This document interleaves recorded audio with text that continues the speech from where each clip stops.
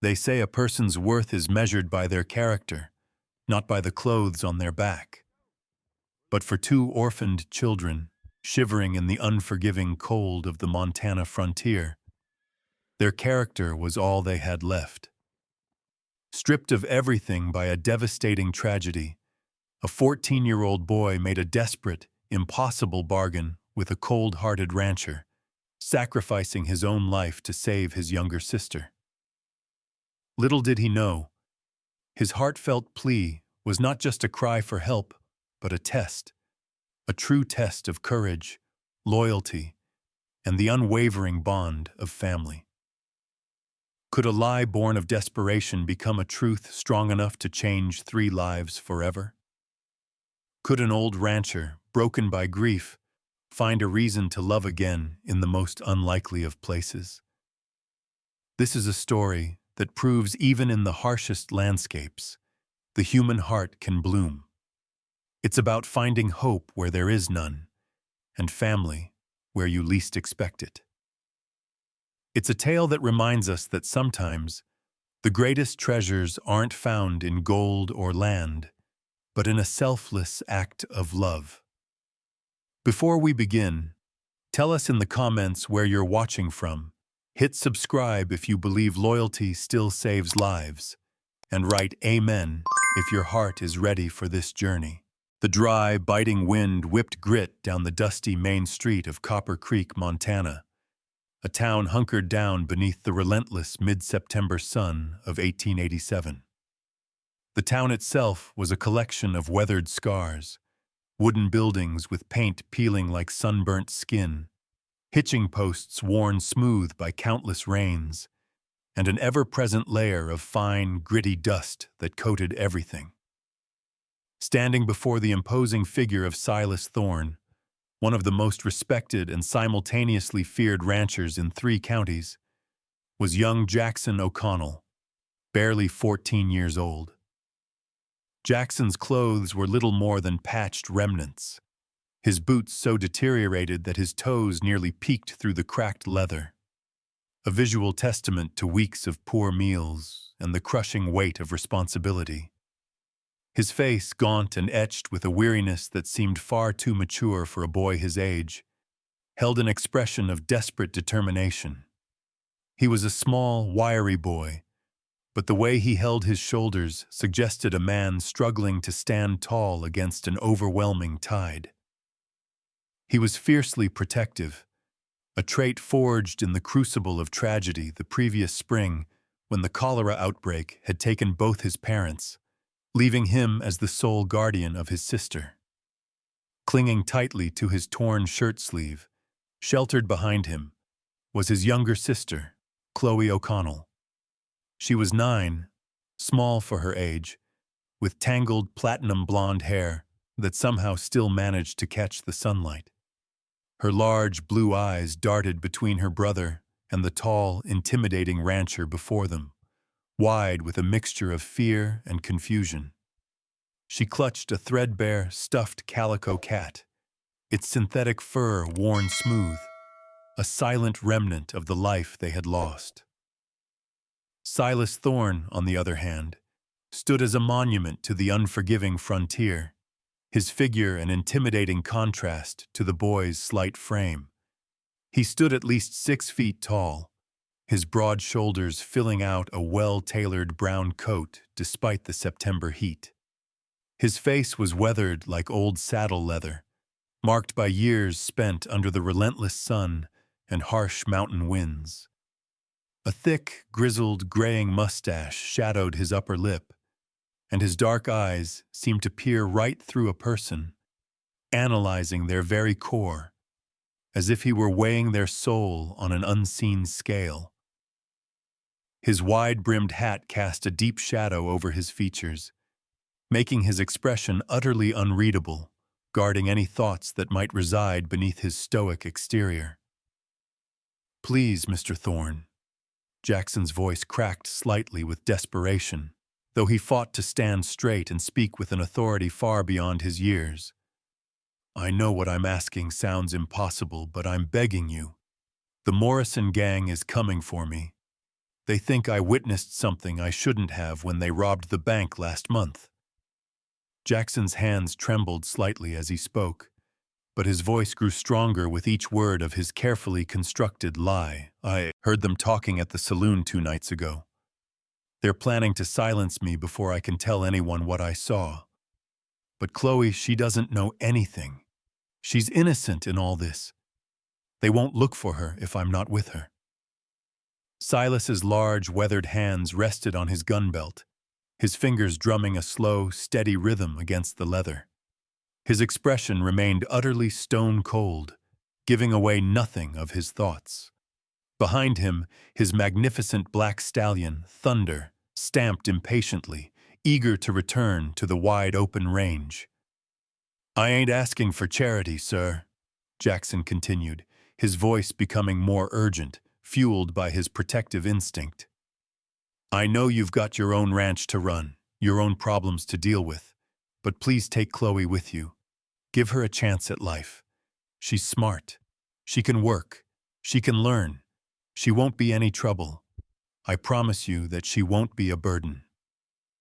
Chloe tugged harder at her brother's sleeve, her small voice barely audible amidst the noises of the dusty street. "Jackson, what are you saying? I don't want to go anywhere without you. We promised Mama and Papa we'd stay together, remember?"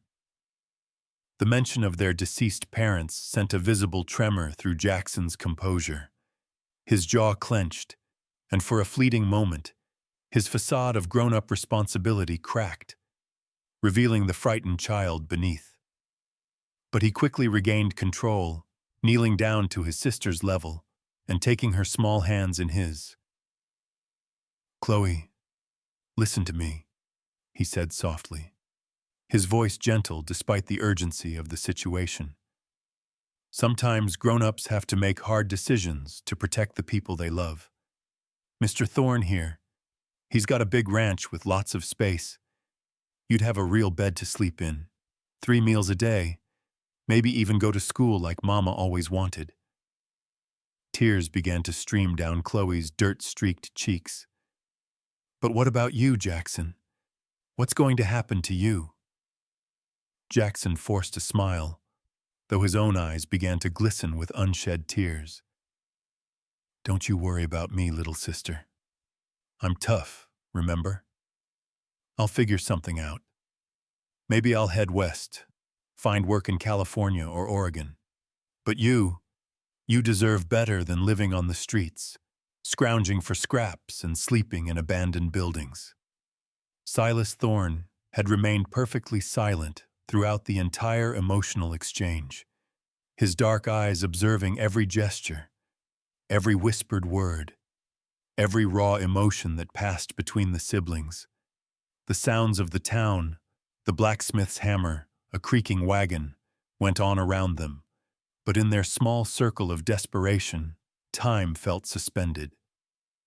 Finally, the rancher spoke, his voice deep and gravelly from years of shouting over cattle and wind.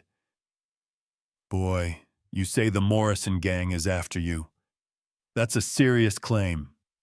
Jed Morrison and his boys don't leave witnesses. That's true enough. But what makes you so sure they know it was you who saw them?" Jackson straightened up, wiping his nose with the back of his sleeve, eager to provide the details of his lie. "I was hiding behind some barrels outside the general store when they came running out of the bank. One of them, the tall one with the scar across his cheek, he looked right at me. Our eyes met for just a second, but it was enough. I saw recognition there, sir. He knew I could identify him. I can't risk Chloe being with me when they come." "And you're willing to sacrifice yourself for this little one?"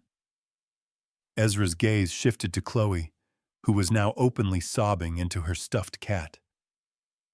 "She's all I got left in this world, Mr. Thorne. Our parents died last spring. We've been on our own ever since, trying to make do, but this is different.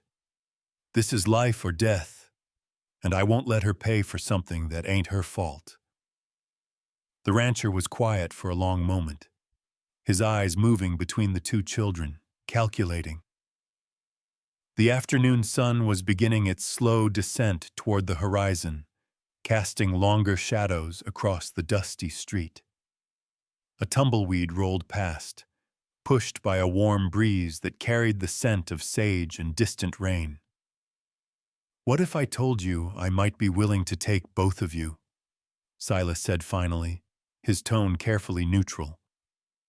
Jackson's eyes widened with surprise, then quickly narrowed with suspicion, the learned weariness of the streets overriding the sudden flicker of hope. "Both of us? But sir, I told you they're after me. I'd just be bringing trouble to your doorstep. The Morrison gang, they're not the kind of men who give up easy. They'll come looking." Silas adjusted his hat slightly, a slight, almost imperceptible tilt of his head. "Let me worry about the Morrison gang. I've dealt with outlaws before. My ranch is well defended, and I've got enough men working for me who can handle trouble if it comes calling." For the first time since the conversation began, a fragile hope flickered in Jackson's eyes, quickly tempered by suspicion. In his short life, he had learned that when something seemed too good to be true, it always was. He stared at the imposing man, wrestling with the impossible reality. Why would a man like Silas Thorne offer sanctuary not just to an innocent girl, but to a boy who claimed to carry the immediate danger of an outlaw gang? It didn't make sense, and that lack of logic felt more threatening than the outlaws themselves. The supply wagon creaked and groaned as it began to roll, carrying Jackson and Chloe away from the familiar dust of Copper Creek and toward an uncertain future.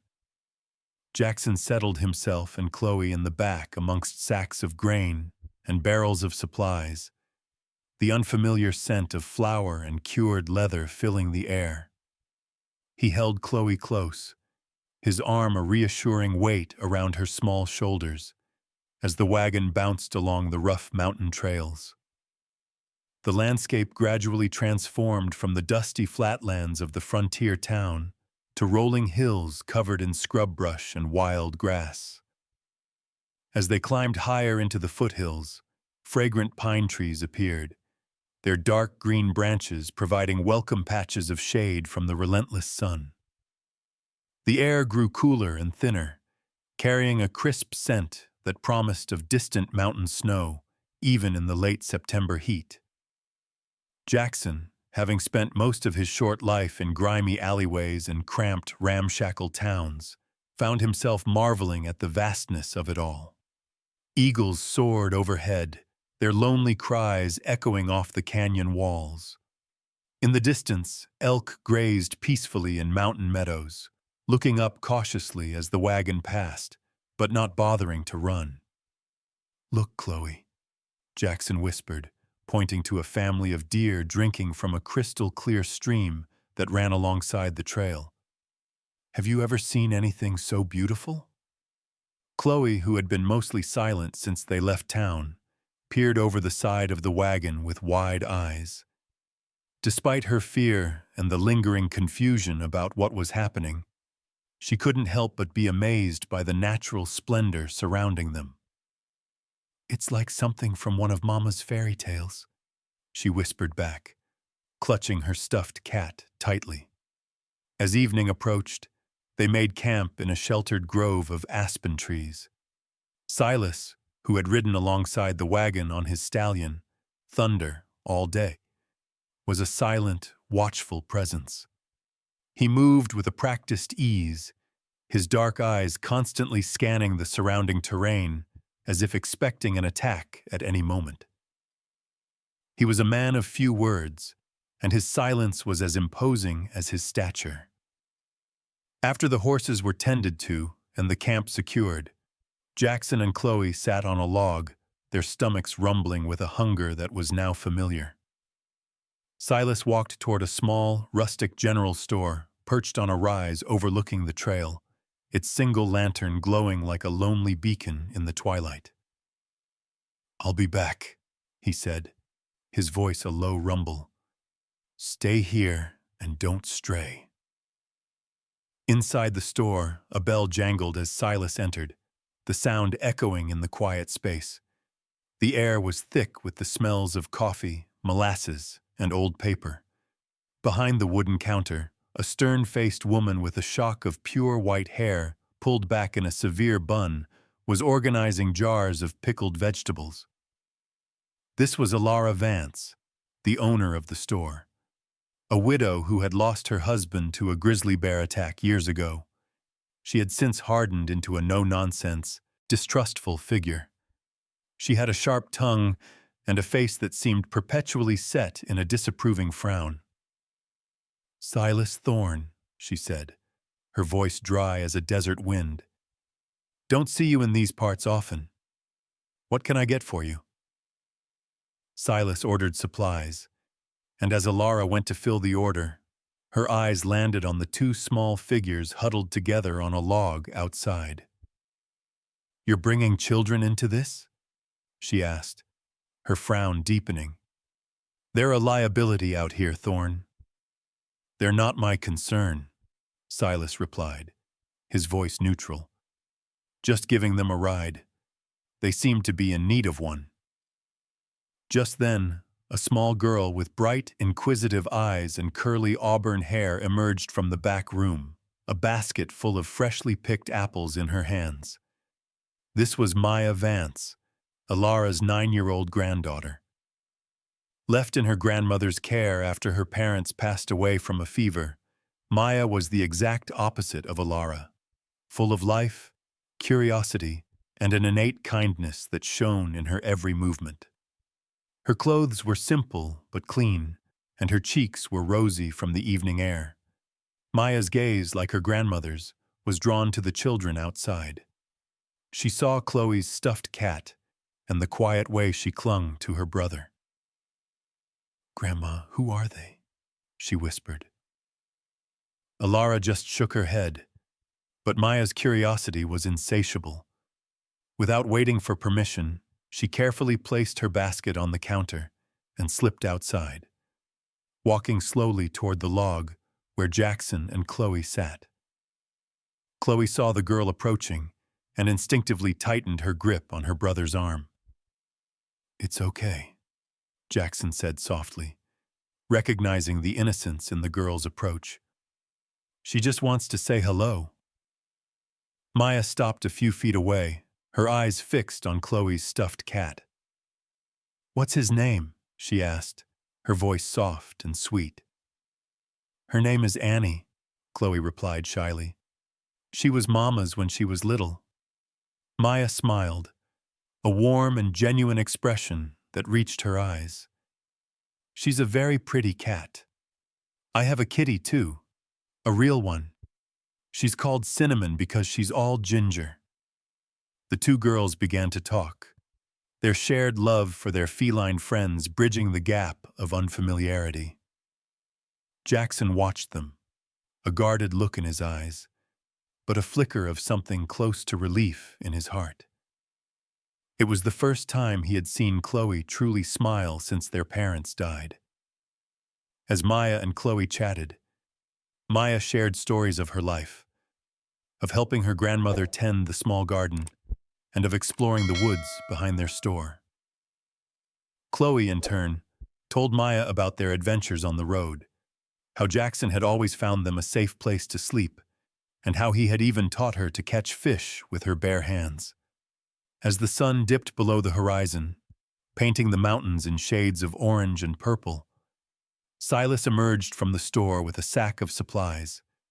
He stood for a moment, observing the two girls laughing together, a rare moment of peace in the harsh landscape.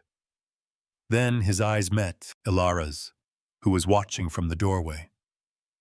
Her expression remained skeptical, but there was a faint glint of something else in her eyes, a question she had yet to ask. "We have to go now," Silas announced, his voice snapping the idyllic scene. He handed a small paper bag to Jackson. "Here, something to eat." Jackson and Chloe ate their fill of the hardtack and dried jerky, a luxury they hadn't known in weeks.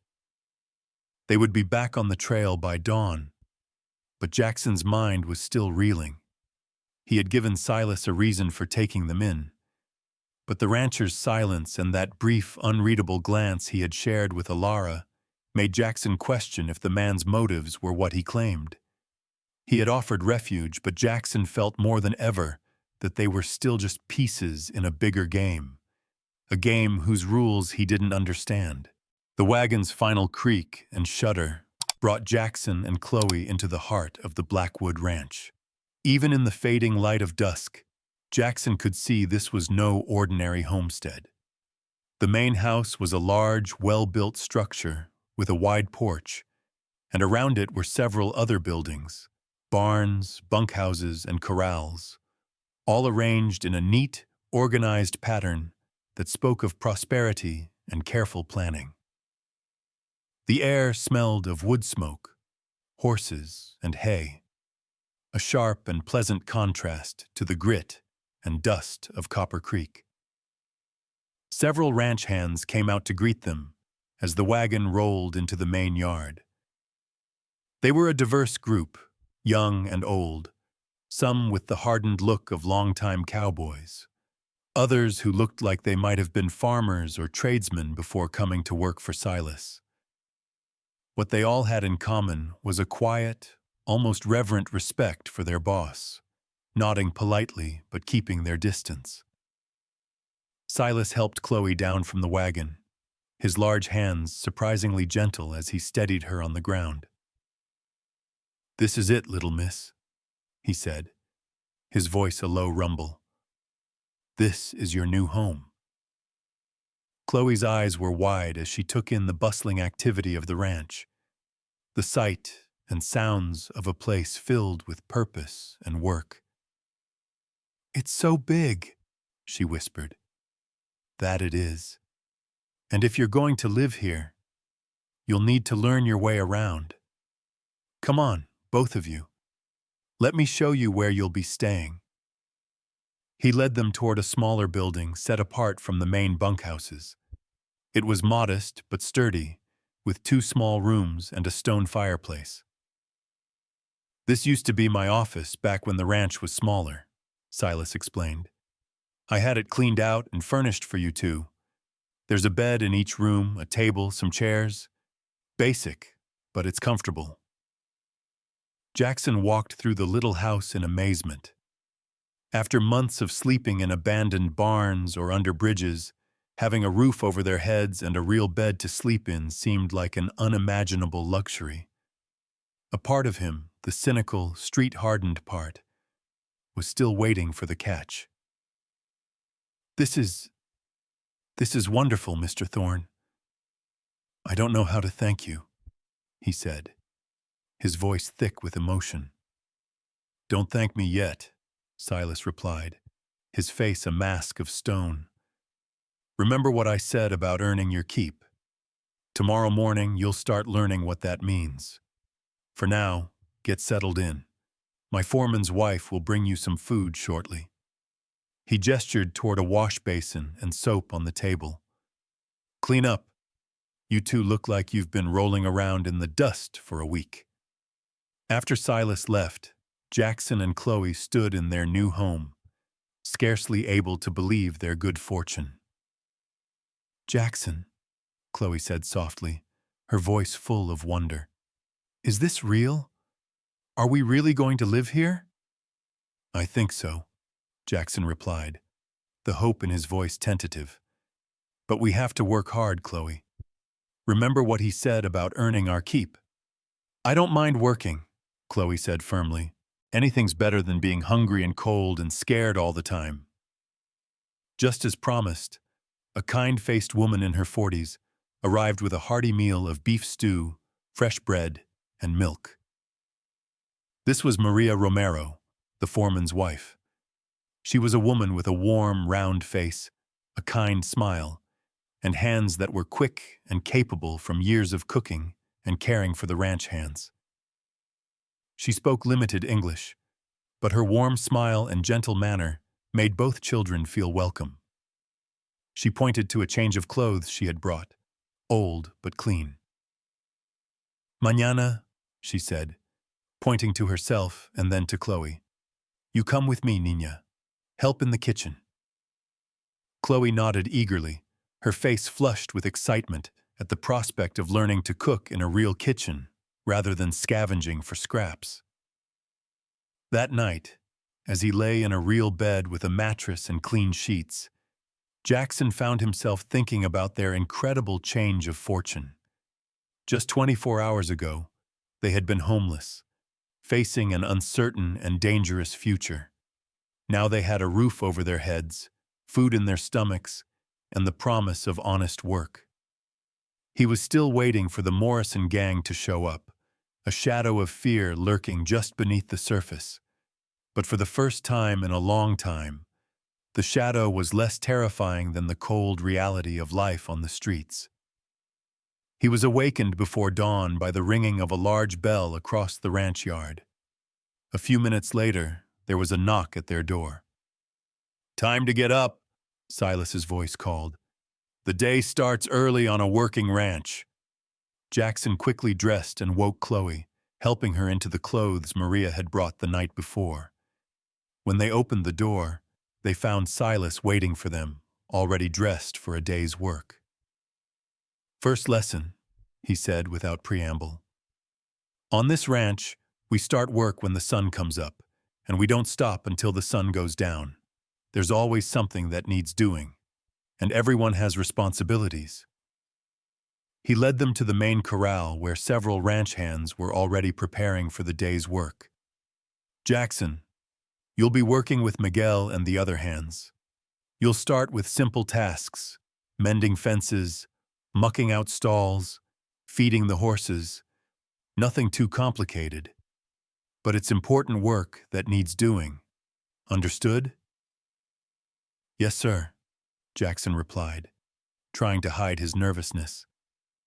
He had never worked with horses or cattle before, but he was determined to prove himself worthy of the sanctuary they had been given.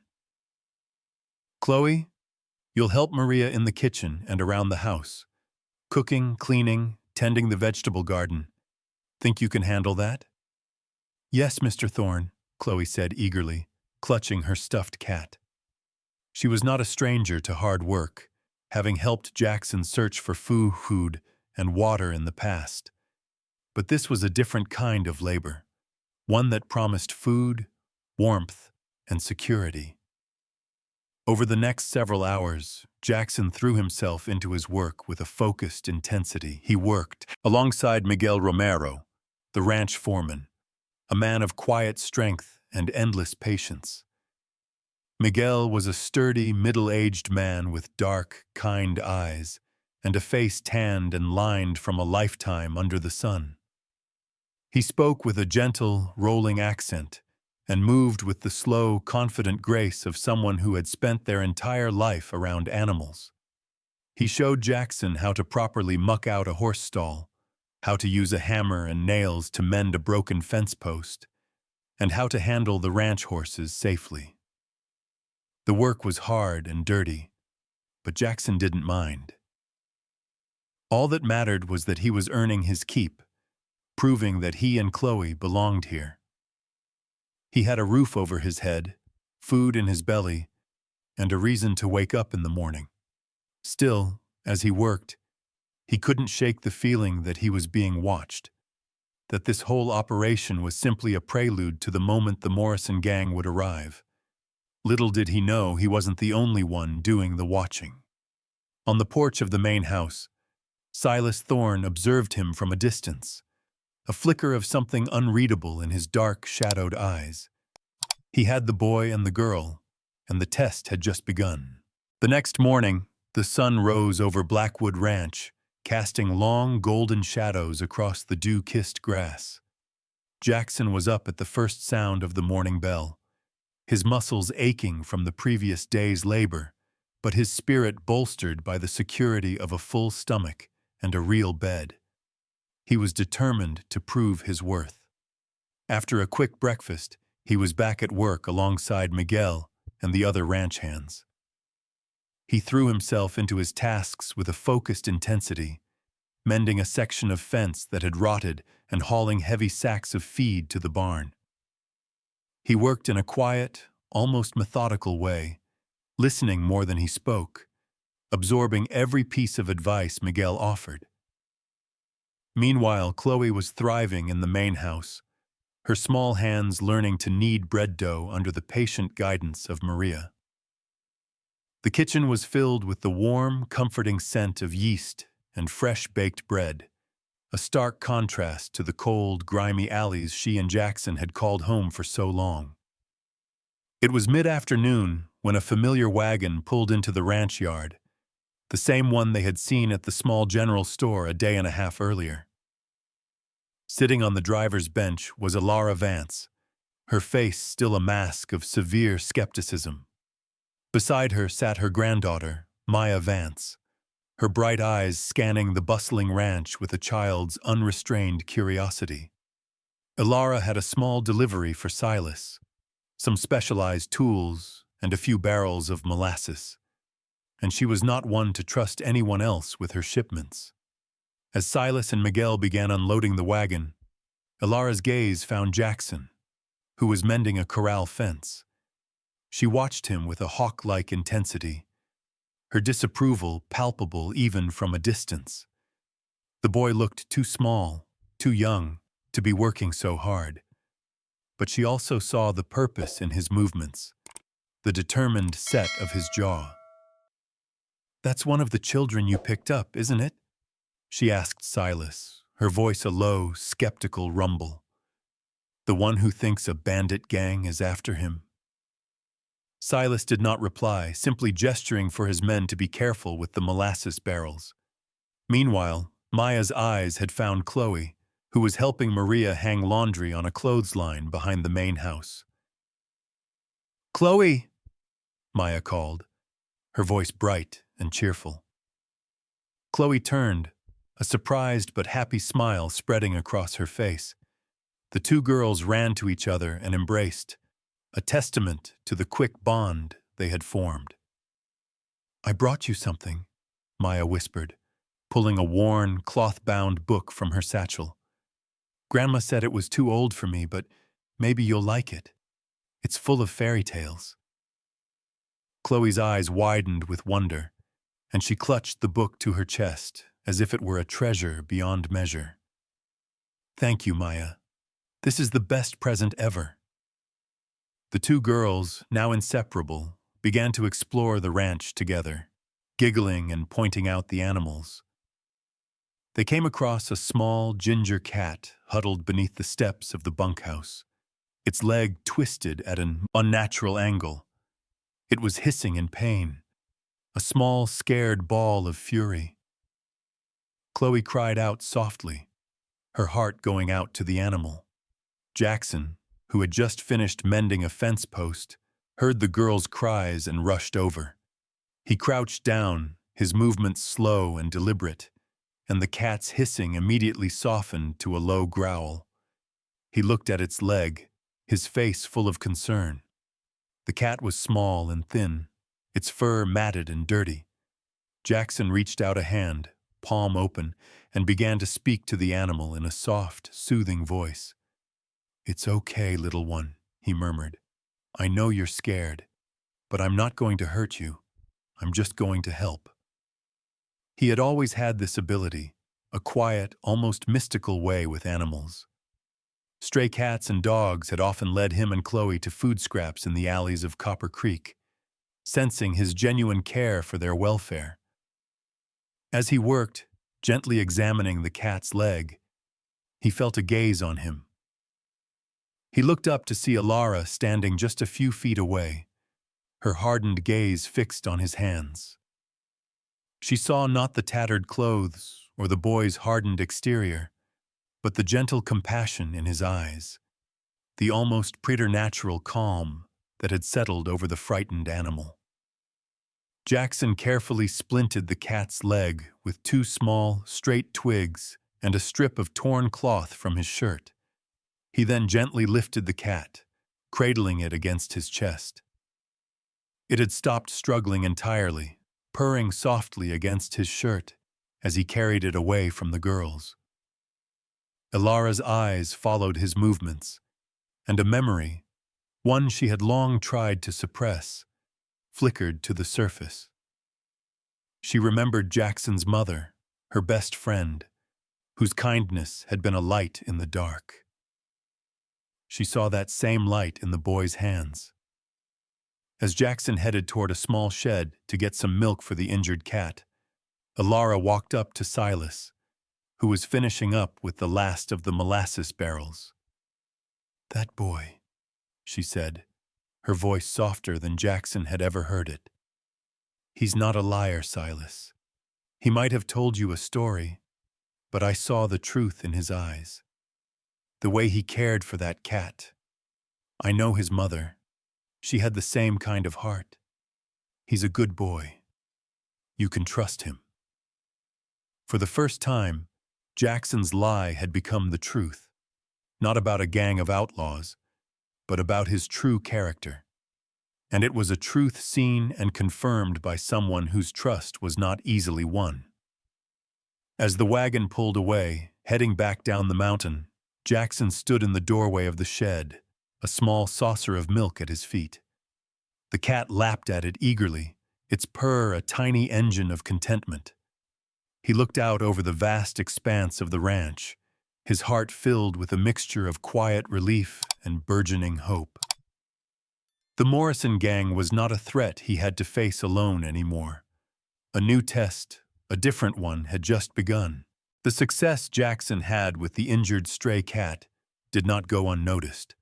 Silas Thorne, despite his habitual reticence, had received Elara Vance's surprising and uncharacteristically warm report, and he'd witnessed the calm that had settled over the usually frantic ranch yard when Jackson had handled the animal. The rancher decided it was time to move beyond mucking stalls and mending fences. A difficult test awaited the boy. Silas summoned Jackson to the main corral, where several ranch hands were gathered, their expressions a mixture of frustration and resignation. Leaning against the fence was Tempest, a magnificent bay mare, her coat a rich, dark chestnut. She was spirited and powerful, but had become utterly unmanageable, rearing and bucking whenever anyone approached with tack. The cowhands had been taking turns trying to calm her for days, but without success. "She's got fire. I'll give her that," Silas said, his deep voice cutting through the tension. He rested a heavy hand on Jackson's thin shoulder. "This is Tempest. We need her broken to the saddle, but she fights everything we try. She's too fast, too strong. Everyone here has tried and failed." Silas looked straight into Jackson's eyes, his expression unreadable. "Miguel tells me you have a way with animals. Prove it. Your job is to gain her trust. If you can handle Tempest, you can handle anything on this ranch. If you fail, well, then you're just another mouth to feed, and the deal is off." Jackson's heart hammered against his ribs. This was the real test, the one that went beyond honest labor. He looked at Tempest, her eyes rolling wildly, her flanks covered in a sheen of nervous sweat. He didn't see meanness. He saw raw, unadulterated fear. "She's not mean, sir," Jackson said quietly, his voice surprisingly firm. "She's just scared. Someone hurt her." He stepped past the ranch hands and climbed over the corral fence, his movements slow, deliberate, and utterly devoid of aggression. The ranch hands muttered and stepped back, clearly anticipating a swift and dangerous kick. "Easy, girl," Jackson murmured, approaching Tempest with the softest steps imaginable. "Nobody's going to hurt you. I know what it's like to be afraid, to not know who you can trust." Tempest snorted and backed away, but she didn't rear or try to kick. Something in Jackson's voice, a tone of deep empathy and shared vulnerability, seemed to reach her. He stopped several feet away and crouched down, making himself seem less threatening. his hands held open, palms up and fingers relaxed. "That's it, girl. I'm not going to grab you or force you to do anything. I just want to be your friend. I've been hurt too, and I know how awful it feels." For long minutes, boy and horse regarded each other across the dusty corral. The ranch hands watched in utter fascination as Tempest gradually relaxed. Her ears stopped pinning back, and her breathing became less ragged. Slowly, cautiously, Jackson extended his hand toward her. Tempest took a hesitant step forward, then another. Finally, she stretched out her neck and gently nudged Jackson's outstretched hand with her soft muzzle, investigating this strange, quiet boy who spoke to her with such understanding. "Incredible," Miguel breathed, shaking his head. "In 3 days, none of us could get within 10 feet of her." Jackson spent the next hour working, not training, but simply connecting with Tempest. By the end of their session, he was able to touch her neck and shoulders, and she had even allowed him to slip a simple rope halter over her head without resistance.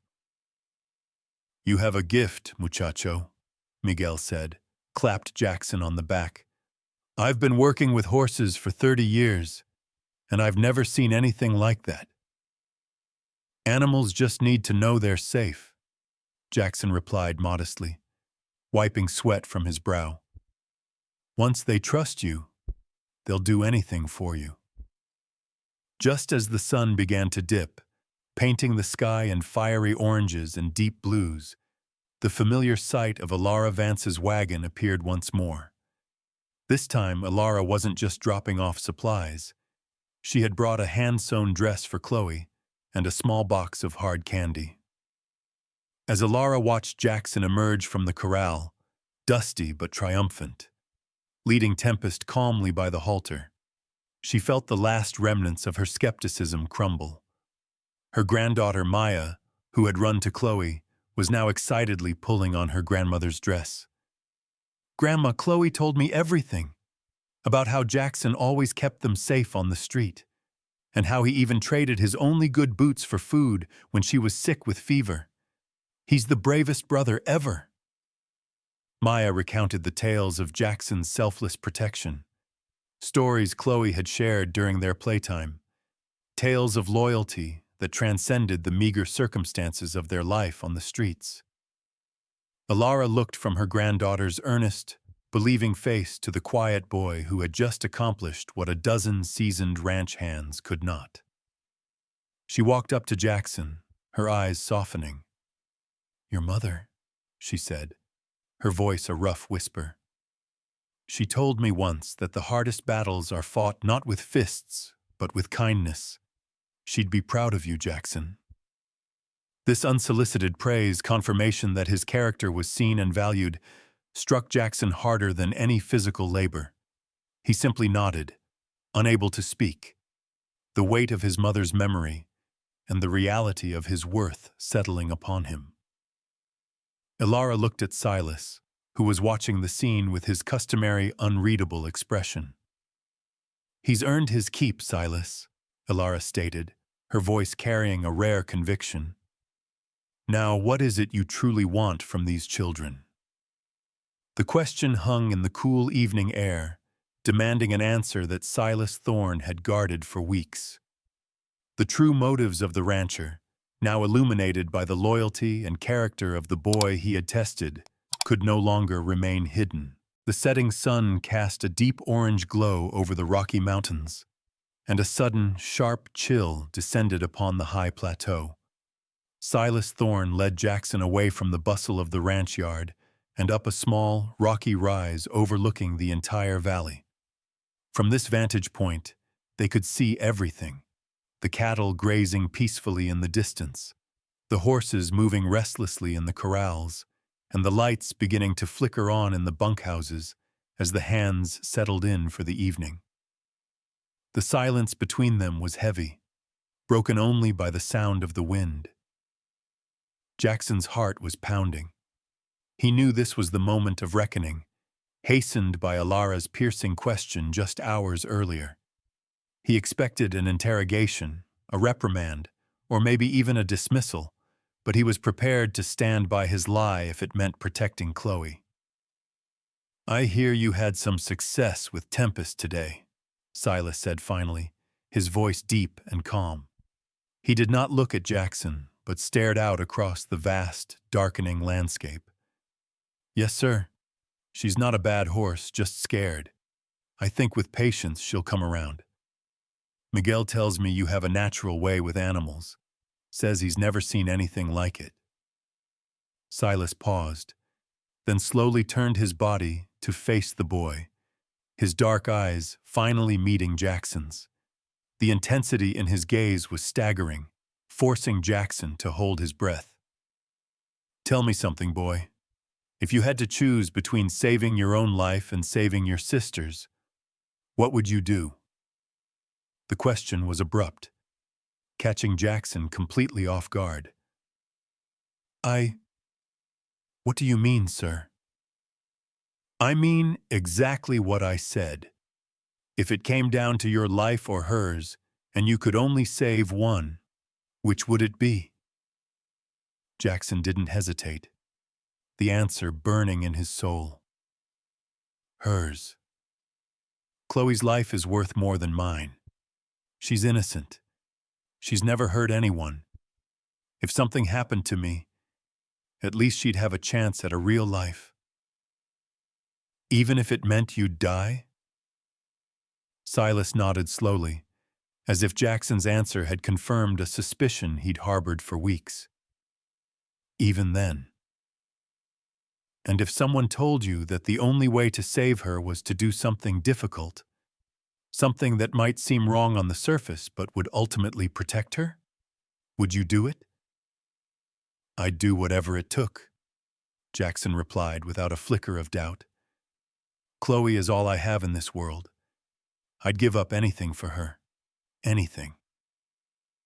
For a long moment the two stood in silence, watching the last sliver of sun disappear behind the mountain peaks.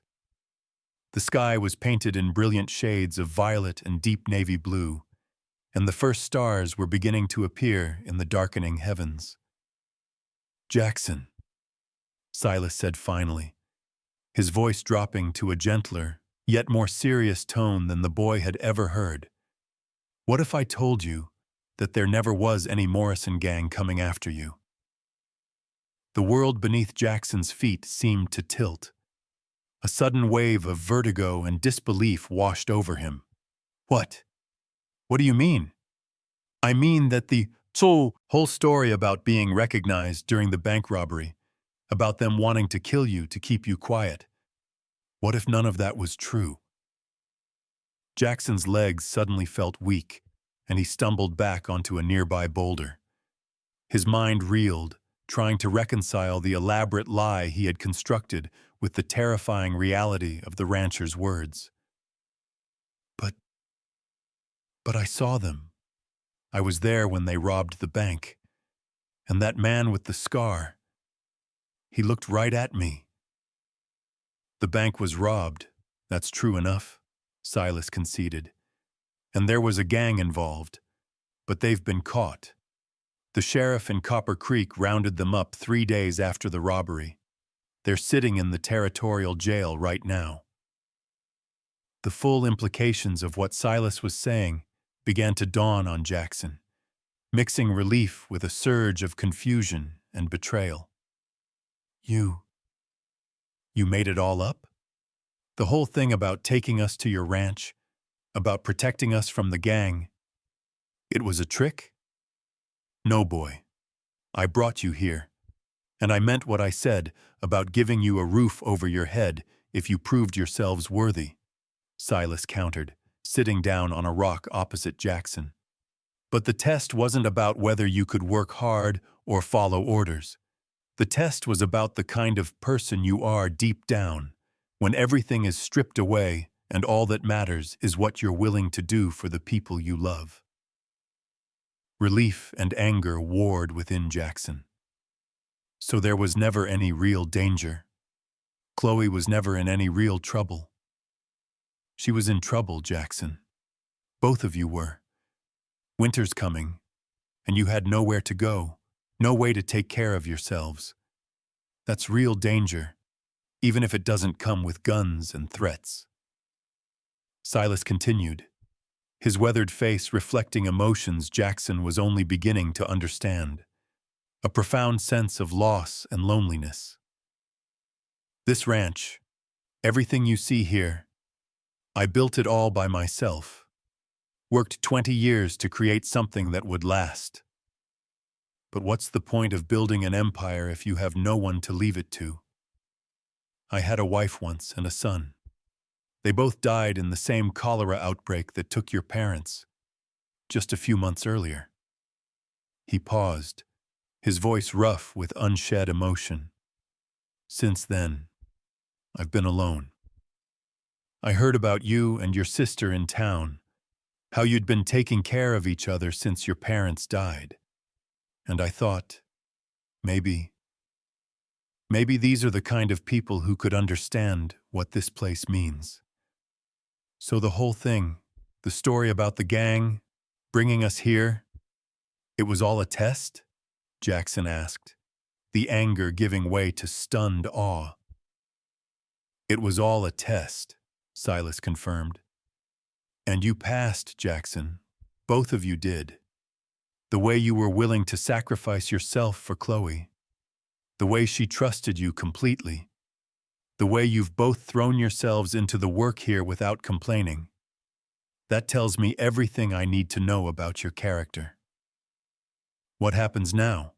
Jackson asked finally, his voice barely a whisper. Now, if you're willing, you and Chloe become part of this ranch permanently. Not as hired hands or charity cases, but as family. I'd like to adopt both of you legally and officially. Make you my heirs. Teach you everything you need to know to run this place when I'm gone. Jackson stared at him, the weight of the vast, open sky above him suddenly matching the magnitude of the offer. You want to adopt us? Really? I do, but only if that's what you want too. I won't force it on you. The choice is yours. Think about it. I need to know you are choosing this life, not just running from the old one. The afternoon air, though crisp with the approaching winter, was filled with a gentle warmth Jackson hadn't felt in a very long time. It had been 3 months since that life-changing conversation on the hill, and the landscape had transformed. The valley floor was now dusted with a light, beautiful powder of snow, and the cattle had been moved to winter pastures closer to the ranch buildings. In his hands, Jackson held a document that felt heavier and more significant than any coin he had ever held. The official adoption papers that had arrived from the territorial capital just the day before. He and Chloe were no longer the O'Connells, but the Thornes. They were now, legally and officially, the children of Silas Thorne, with all the rights and responsibilities that came with that title. The fear of the streets, of hunger and cold, felt like a distant nightmare. As Jackson stood on that very same rise, reflecting on their incredible journey, a small figure came running up the hill behind him, her cheeks rosy from the cold, and her eyes bright with a joy he hadn't seen in months. It was Chloe, her laughter echoing across the quiet landscape. She wore a thick woolen coat that fit her perfectly, a gift from Elara. The grumpy store owner had become a frequent visitor, her hard exterior melting away in the face of Chloe's innocent affection and Jackson's quiet strength. Elara had, in her own gruff way, become a sort of second mother to them, bringing books and small treats, and even taking Chloe to her store to teach her how to manage the ledger. "Jackson," Chloe called out, her voice filled with pure happiness. "Papa Silas says he's going to teach me how to make Christmas cookies today. Real ones with sugar and everything." The name Papa Silas had come naturally to Chloe, and hearing it never failed to bring a slight, almost imperceptible smile to the rancher's stern face. "That sounds wonderful, Chloe," Jackson smiled, watching her as she spun around in the new snow, her joy so unbridled it was almost infectious. He thought about the question Chloe had asked him so many times, back when they were wandering the streets. "Are you happy, Jackson? Really happy?" He thought about it now, seriously and deeply, letting the full weight of the question settle in his heart. They had a real home now, a real family. The ranch hands treated them with respect, and Maria and Miguel were like loving grandparents, their home always open to them. Silas had been true to his word, teaching Jackson everything about running the vast spread, from managing the cattle to understanding the intricate finances. He had treated Jackson not as a hired hand or a charity case, but as a son, seeking his opinion and teaching him with a patience Jackson had never known. The tough rancher had, over the past months, revealed a softer side, a man who, though hardened by grief, still carried a well of profound kindness within him. "Yes, Chloe," Jackson said, turning to face her, his own eyes glistening with unshed tears. "I'm happier than I ever thought possible."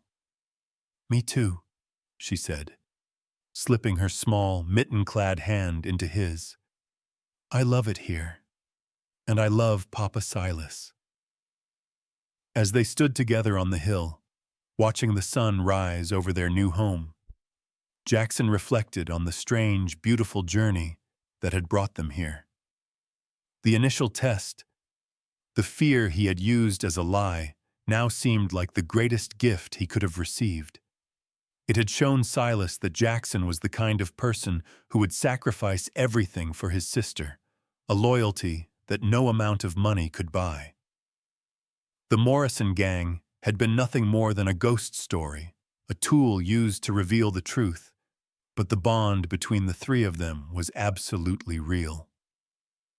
Jackson looked down at the official papers in his hand, a testament to a family built not on blood, but on trust, loyalty, and unconditional love.